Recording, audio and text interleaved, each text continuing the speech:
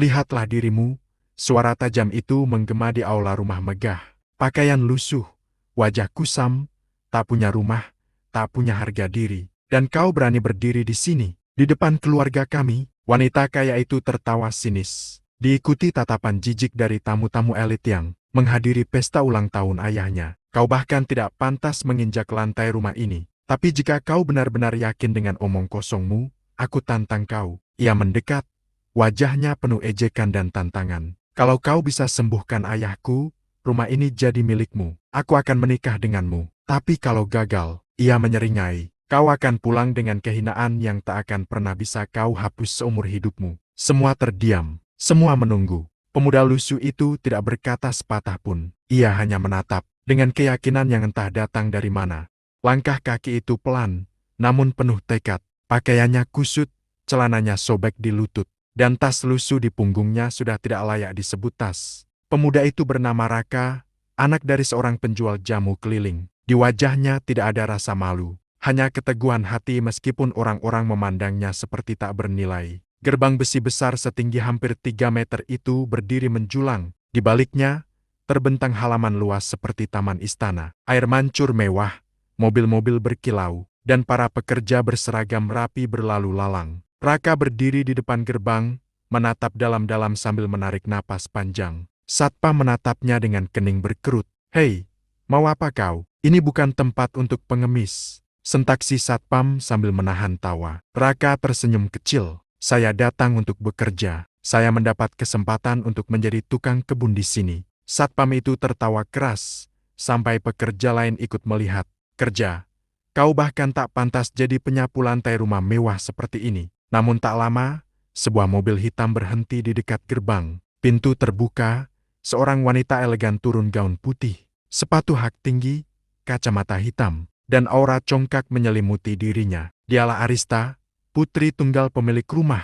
Ia menatap Raka dari kepala hingga kaki, lalu tertawa kecil. "Jadi, ini calon tukang kebun baru itu." Para pekerja ikut tertawa. Raka tetap diam. Arista melangkah mendekat, ekspresi dingin dan meremehkan. "Kau terlihat seperti orang yang bahkan tidak bisa merawat dirimu sendiri. Bagaimana kau bisa merawat taman kami?" Raka tak menunduk. Sorot matanya tetap tenang. "Saya tidak kaya, tapi saya belajar bahwa yang rusak bisa tumbuh lagi. Yang rapuh bisa pulih, asal dijaga dengan hati." Arista terdiam sejenak. Wajahnya berubah, tapi bukan karena tersentuh melainkan tersinggung. "Kata-kata itu murah," ujarnya tajam. "Kau akan segera tahu tempatmu di sini. Jangan harap mendapat hormat hanya dengan pakaian lusuh dan kata bijak murahan." Ia berbalik, meninggalkan Raka sambil berkata pada satpam, "Biarkan dia masuk. Aku ingin lihat seberapa jauh dia bisa bertahan." Gerbang itu akhirnya terbuka. Raka melangkah masuk ke dalam dunia yang penuh kemewahan, namun juga penuh ujian,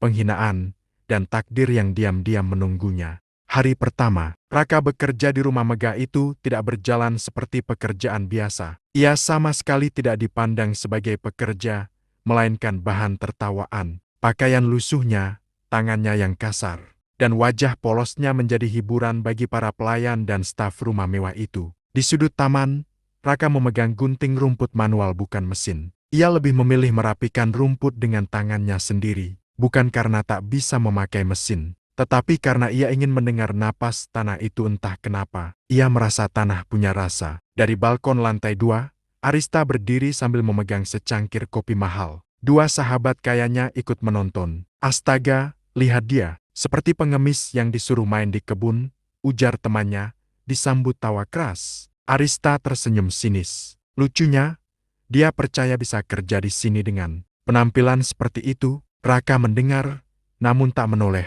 Ia tetap merapikan bunga mawar, dengan hati-hati seolah merawat sesuatu yang sangat berharga. Tak lama, Arista turun dan berjalan mendekat sambil melipat tangan angkuhnya. "Hei, kau!" Raka berdiri, menghadap tanpa ragu. "Iya, Nona, kenapa kau selalu tenang, meskipun ditertawakan?" tanya Arista. Kini suaranya bukan marah, tapi heran. Raka menatap bunga di tangannya. Orang baik tidak menertawakan, dan orang yang menertawakan belum tentu lebih baik. Ucapan itu membuat para pelayan saling lirak-lirik. Arista menatapnya tajam. "Kau berani bicara begitu di hadapan pemilik rumah ini?" Raka tetap tenang. Saya hanya bicara pada diri saya sendiri, bukan pada pemilik rumah. Arista terdiam. Sebuah campuran rasa kesal, marah, dan kagum muncul dalam dirinya. Hening sesaat, lalu ia tertawa kecil. Baiklah, kau pemuda aneh. Tapi aku punya tantangan. Ia mendekat, tatapannya berubah serius. Ayahku sakit, sudah berbulan-bulan tidak bangun dari tempat tidur. Dokter terbaik pun tidak bisa menyembuhkannya. Semua pelayan mendengar. Suasana berubah sunyi. Arista melanjutkan, nada suaranya dingin, namun bergetar. Jika kau pemuda, lusuh tanpa harga diri bisa membuat ayahku sembuh dan bisa berjalan kembali. Ia menatap mata Raka dalam-dalam. Rumah ini jadi milikmu, bahkan aku akan menikah denganmu. Semua orang terkejut, tapi ingat, Arista menambahkan, jika gagal, kau angkat kaki dari sini dan buktikan bahwa hinaan kami selama ini benar. Hening, semua menatap Raka. Namun pemuda lusuh itu hanya tersenyum. Saya tidak mengejar rumah, tidak mengejar pernikahan. Saya hanya ingin melihat seseorang sembuh dan berdiri kembali. Karena itulah yang saya percaya. Arista membeku. Ia tak bisa membalas kata itu. Yang lain tertawa menganggap Raka gila. Tapi Arista, diam. Ada sesuatu dalam hatinya yang baru pertama kali bergerak. Dan sejak hari itu, tantangan itu dimulai. Malam itu, kamar tua di sudut belakang rumah mewah menjadi saksi perjalanan yang akan segera berubah. Raka duduk di lantai, menatap langit-langit, sambil memegang botol kecil berisi cairan kehijauan, peninggalan ibunya. Cahaya lampu temaram membuat siluetnya terlihat seperti seseorang yang menyimpan rahasia besar. Tidak ada yang tahu siapa sebenarnya Raka, mereka hanya melihat pakaian lusuh, kaki berdebu, dan postur sederhana. Namun di balik semua itu, ia pernah hidup dalam dunia yang tak pernah mereka bayangkan. Dulu, ia tinggal di sebuah desa kecil bersama ibunya, seorang ahli ramuan, herbal yang dipercaya oleh banyak orang. Ibunya tidak hanya menyembuhkan penyakit tubuh, tetapi juga penyakit hati. Raka kecil selalu duduk di samping ibunya, memperhatikan setiap daun yang dipetik, setiap akar yang diiris, dan setiap doa yang diucapkan. Ingat, nak, kata ibunya suatu senja, obat terbaik bukan yang paling mahal, tapi yang dibuat dengan hati, niat baik, dan keyakinan bahwa kesembuhan itu mungkin. Kalimat itu tak pernah hilang dari ingatan Raka. Ia belajar meracik ramuan, mengenali daun yang bisa menenangkan nyeri, akar yang menguatkan darah, dan bunga yang bisa menumbuhkan harapan. Namun, saat berusia 17 tahun, ibunya meninggal akibat penyakit yang tak bisa ia selamatkan. Dan sejak saat itu, ia tak lagi mengaku sebagai penyembuh. Ia hanya berjalan, membantu siapapun yang butuh pertolongan dengan ilmu yang masih ia simpan di hati. Dan hari ini, tantangan itu datang. Ayah Arista, orang asing yang terbaring tanpa harapan di kamar megah berlapis emas. Keesokan harinya, Raka berdiri di depan pintu kamar besar dengan dua penjaga di depan. Arista sudah ada di sana, berdiri dengan wajah dingin, tapi matanya tak bisa menyembunyikan rasa cemas. Pintu dibuka. Di dalam, seorang pria tua terbaring lemah. Matanya tertutup, napasnya berat, kulitnya pucat, dan tangan kirinya selalu bergetar kecil. Raka melangkah masuk pelan. Ia menyentuh tangan pria tua itu, dingin, rapuh. Namun terasa masih ada harapan. Arista memperhatikan. Dokter sudah menyerah, katanya lirih. Jangan beri aku harapan palsu. Raka tidak menjawab. Ia meletakkan telapak tangannya di dada pria itu, memejamkan mata, dan mengambil napas panjang. Hening, tak ada suara, kecuali jam dinding dan napas berat sang ayah. Para pekerja menonton dari luar pintu. Beberapa tertawa kecil. Anak miskin itu mau menyembuhkan tuan besar. Jangankan menyembuhkan, masuk rumah ini saja sudah ajaib. Namun tak satu pun dari mereka tahu bahwa di dalam hatinya, Raka sedang memulai sesuatu yang jauh lebih besar dari sekadar menyembuhkan. Ia berbisik sangat pelan, kesembuhan bukan soal kekuatan, tapi soal harapan. Arista menatapnya lama, dalam, dan untuk pertama kalinya, ia mulai bertanya-tanya, siapa sebenarnya pemuda lusuh ini? Hari-hari pertama penyembuhan dimulai dengan penuh keraguan. Raka membawa beberapa daun hijau, akar kering, dan bunga kecil berwarna ungu yang ia temukan di sudut tak terawat di taman belakang. Tanpa alat modern, tanpa resep dokter, hanya ramuan sederhana dan doa yang ia racik dengan tangan sendiri. Di sudut dapur, Raka menumbuk ramuan itu dengan alat kayu tua, milik tukang kebun yang sudah lama tidak digunakan. Beberapa pelayan memperhatikan sambil menahan tawa. Dia pikir daun dan akar bisa menyembuhkan Tuan. Kasihan, dia benar-benar percaya dirinya punya kemampuan. Jangan-jangan dia dukun. Tawa mereka meledak, tapi satu hal yang membuat mereka heran. Raka tidak pernah marah, tidak pernah membalas kata. Ia hanya bekerja dengan tenang. Malam itu, ia membawa ramuan pertamanya ke kamar sang ayah. Arista sudah menunggu di sana berdiri di dekat jendela, memeluk dirinya sendiri. Tidak percaya, tapi tidak bisa pergi. Apa itu? Ujarnya. Ramuan pertama, jawab Raka lembut. Untuk menenangkan organ dalam, dan untuk membuka jalan bagi tubuh agar mau menerima kesembuhan. Arista mengangkat alis. Kau berbicara seakan seorang dokter. Raka tersenyum kecil. Saya bukan dokter. Saya hanya percaya. Tubuh manusia punya memori, dan memori itu bisa disembuhkan. Dengan hati-hati, ia mengoleskan ramuan itu di pergelangan tangan dan leher sang ayah, sambil mengusap dengan lembut, seakan menyentuh sesuatu yang rapuh tapi berharga. 3 hari pertama, tidak ada perubahan. 7 pelayan mulai berbisik-bisik, sudah kubilang, dia hanya menghabiskan waktu. Setelah ini pasti dia diusir. Namun ada satu hal yang tak mereka sadar. Napas pria tua itu kini tidak lagi berat, tangan kirinya tidak lagi bergetar. Dan Raka tetap tenang. Hari keempat, saat Raka menerapkan ramuan berikutnya, tiba-tiba terdengar suara lirih. Pelan, sangat pelan, air. Semua terdiam. Itu suara ayah Arista. Arista spontan mendekat. Air matanya jatuh tanpa ia sadari. Papa, pria itu membuka mata perlahan. Masih lemah, tapi melihat, menyadari, hidup. Semua pelayan yang dulu menertawakan Raka kini membeku. Hanya Raka yang tetap tenang seakan ia tahu ini akan terjadi. Arista terpaku. Sorot matanya menatap pemuda lusuh itu, berbeda. Bukan lagi meremehkan, melainkan mencoba memahami. Bagaimana kau bisa? Tanya Arista dengan suara gemetar. Raka tidak menjawab dengan ilmu, teori, atau kebanggaan. Ia hanya berkata, karena saya tidak menyembuhkan sakitnya, saya menyembuhkan harapannya. Dan di detik itu, Arista benar-benar tidak tahu, apakah ia sedang menyaksikan sebuah keajaiban. Malam itu, setelah kejadian ayah Arista membuka mata, rumah megah itu mendadak sunyi. Tak ada lagi tawa meremehkan, tak ada lagi pandangan merendahkan. Semua kini memperhatikan pemuda lusuh itu dengan rasa heran, hormat, bahkan takut. Namun Raka tidak tinggal di kamar tamu, tidak pula menikmati fasilitas mewah. Ia tetap tidur di ruangan kecil dekat gudang taman. Lantai semen, lampu redup, dan sebuah sajadah lusuh peninggalan ibunya. Di malam sunyi itu, ia duduk menghadap jendela, memandangi langit dan bulan yang tergantung tenang. Ia meraba tas kain miliknya, satu-satunya peninggalan yang ia jaga sejak kecil. Di dalamnya, ada selembar kertas tua, doa dari ibunya. Ia membukanya perlahan. Nak, ketika dunia menghinamu, jangan marah. Ketika dunia tidak percaya padamu, jangan menyerah. Kesembuhan, kebaikan, dan harapan tidak bekerja untuk orang yang ingin dihormati, tapi untuk dia yang ingin bermanfaat.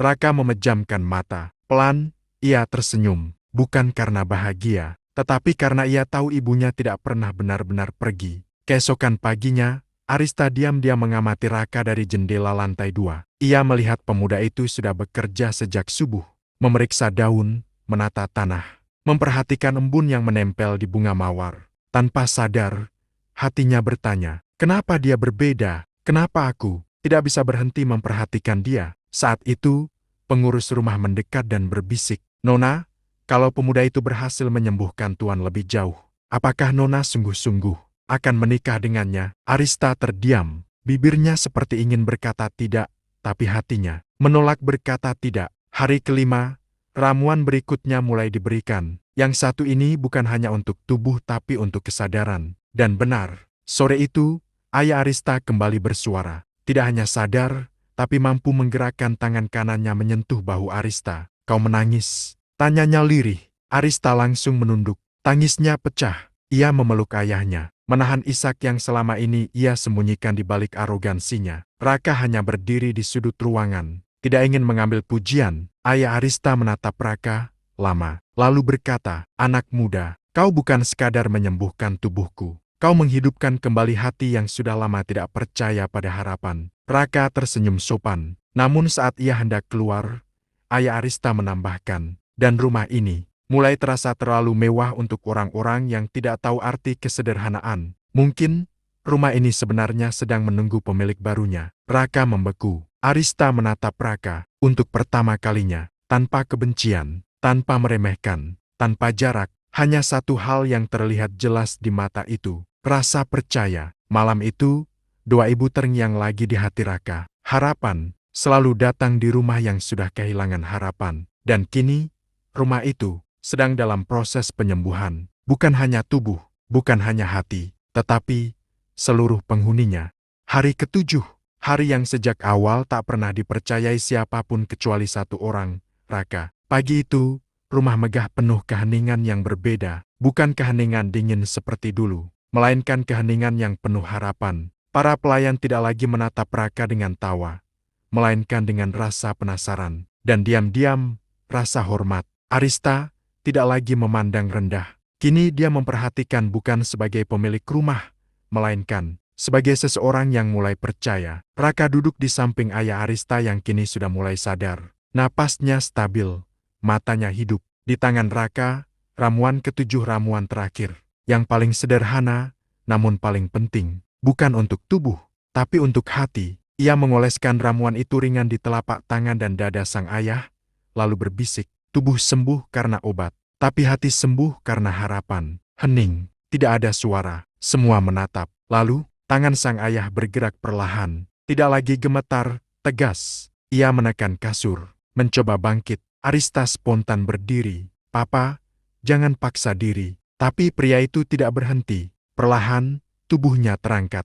Berdiri, berdiri, berdiri, tanpa bantuan siapapun. Tegap, lurus, hidup. Semua terdiam. Seolah seluruh dunia berhenti bergerak. Air mata Arista menetes tanpa ia sempat menahannya. Ia menatap Raka, dan untuk pertama kalinya, bukan dengan rasa kasihan, bukan dengan rasa ragu, tapi dengan kagum, dan sesuatu yang lebih dalam, yang bahkan ia sendiri tak berani namai. Ayahnya menatap Raka dengan mata tenang. Anak muda, kau tidak hanya menyembuhkan tubuhku. Ia menoleh ke arah Arista. Kau menyembuhkan rumah ini. Raka menunduk, bukan bangga. Ia tenang. Karena baginya, bukan soal keajaiban, bukan soal penghargaan, bukan soal rumah mewah, atau janji pernikahan. Tapi karena untuk pertama kalinya sejak ibunya meninggal, dia melihat seseorang berdiri kembali. Dan itu, sudah lebih dari cukup. Arista mendekat. Ia berdiri hanya satu langkah dari Raka. Tidak ada lagi jarak, tidak ada lagi hinaan. Suaranya pelan,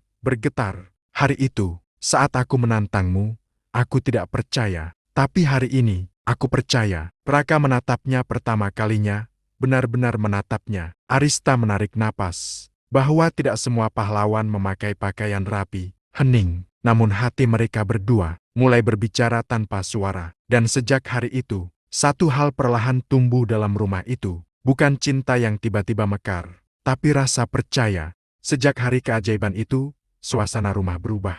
Yang dulu penuh tawa menghina, kini dipenuhi tatapan segan, hormat, dan rasa ingin tahu, dan seseorang mulai merasakan sesuatu yang lebih dari sekadar rasa kagum. Arista, wanita angkuh yang dulu menatap Raka dengan meremehkan, kini justru merasa kikuk setiap kali berpapasan dengannya, bukan karena takut, tapi karena ia tidak tahu bagaimana bersikap pada seseorang yang dulu ia hina. Namun kini, ia hormati. Suatu sore, Arista berdiri di balkon, memperhatikan Raka yang sedang memeriksa tanaman di taman. Pemuda itu bekerja sama seperti dulu, diam, tenang, penuh ketulusan, tidak meminta pujian, tidak menunjukkan kehebatan. Ia berbeda. Arista menatapnya lama, lalu berkata pelan pada dirinya sendiri, apakah aku pernah benar-benar melihatnya? Ia teringat pada hari saat ia pertama kali melihat Raka dengan pakaian lusuh, wajah sederhana, dan sepatu jelek yang berlubang. Ia ingat bagaimana ia menertawakan, menghina, bahkan menantangnya hanya untuk pembuktian kesombongan. Dan kini kenyataan itu menghantamnya, keras. Ternyata yang ia hina, justru lebih mulia, yang ia rendahkan, justru lebih pantas dihormati. Sakit, ya, rasa itu sakit.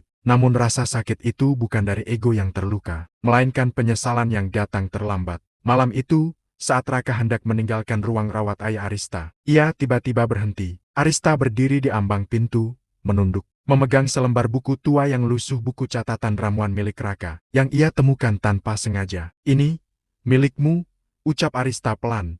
Matanya tidak berani menatap. Raka menerimanya dengan tenang. Arista menahan napas, lalu berkata, aku membaca beberapa halaman. Raka diam, dan sekarang aku tahu. Kau tidak pernah datang untuk mencari pekerjaan. Ia menatap Raka, matanya bergetar. Kau datang untuk membantu. Keheningan panjang. Namun kali ini, bukan keheningan canggung, melainkan keheningan yang penuh pengakuan. Arista menarik napas dalam-dalam, lalu berkata dengan suara yang lebih jujur dari sebelumnya, "Aku pernah meremehkanmu, bukan karena kau tidak berharga, tapi karena aku tidak bisa melihat nilai apapun selain harta." Raka tetap tidak bicara, namun di matanya tidak ada marah, tidak ada benci. Justru sebaliknya ada kelegaan, seolah ia sudah menunggu kalimat itu, bukan untuk dirinya, tapi untuk Arista. Arista meneruskan dengan suara pelan, "Aku baru sadar bahwa tidak ada yang lebih menyedihkan dari orang kaya, yang miskin hati." Air matanya jatuh, bukan karena sedih, bukan karena cinta, melainkan karena ia akhirnya mengerti. Pemuda yang dulu ia hina telah menyembuhkan bukan hanya ayahnya, tapi dirinya juga, bukan tubuhnya, bukan pikirannya, tapi hatinya. Malam itu,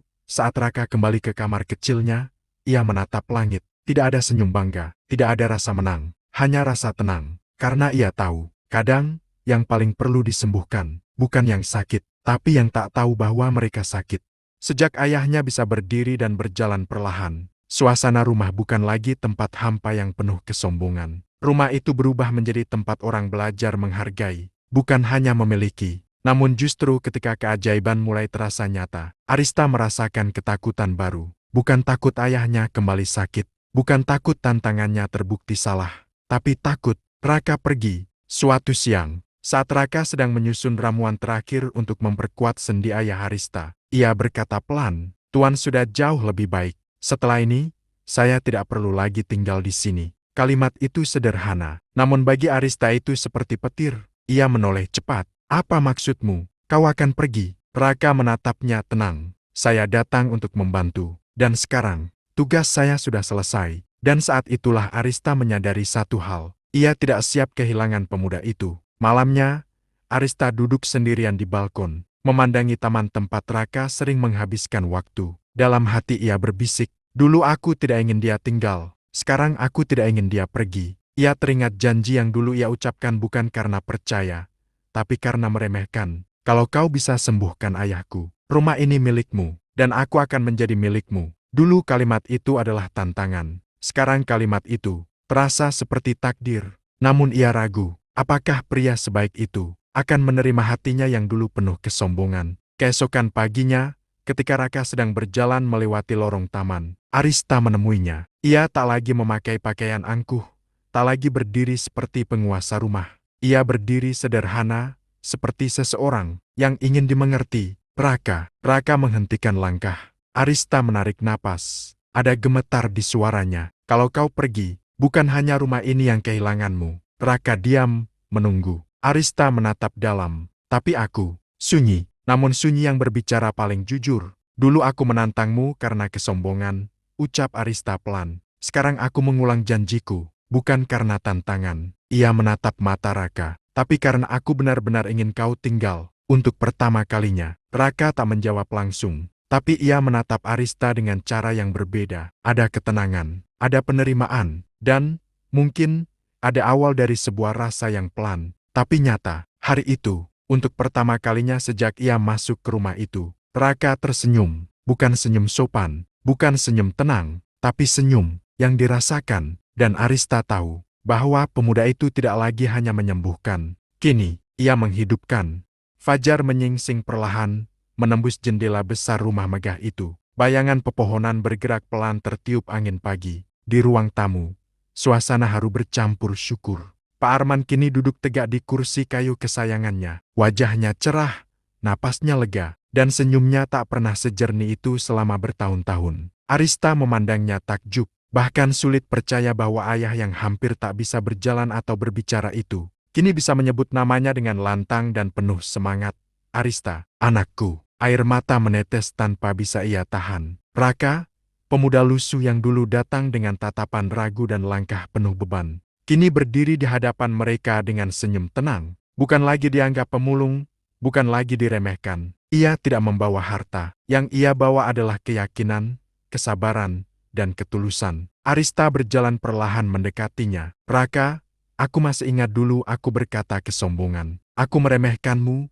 Aku menantangmu seolah kau tak ada artinya. Suaranya bergetar. Tapi kini aku sadar, bukan pakaianmu yang lusuh, bukan uangmu yang sedikit, tapi hatimu yang paling kaya. Raka menunduk pelan. Aku tak pernah ingin membuktikan apapun. Aku hanya percaya bahwa Tuhan selalu punya cara mempertemukan hati-hati yang tulus di waktu yang tepat. Di belakang mereka, Pak Arman berdiri perlahan, dibantu tongkat kecil. Semua menahan napas melihatnya benar-benar berdiri sendiri. Ia berjalan beberapa langkah, lalu tersenyum dalam, memandang Raka. Rumah ini, suaranya pelan tapi jelas. Dan restu ini, milikmu, bukan karena kau menyembuhkan aku, tapi karena kau menyembuhkan hati kami, hati anakku. Arista tak mampu lagi menahan tangis. Ia melangkah maju, berdiri di depan Raka, menatap pemuda sederhana itu dengan mata berbinar. Dan aku, ia berbisik lirih, bukan karena janji, bukan karena hutang, tapi karena hatiku memilihmu. Raka terdiam, dadanya sesak oleh keharuan. Dan untuk pertama kalinya sejak ia mengenal gadis itu, ia melihat Arista bukan sebagai wanita kaya yang angkuh,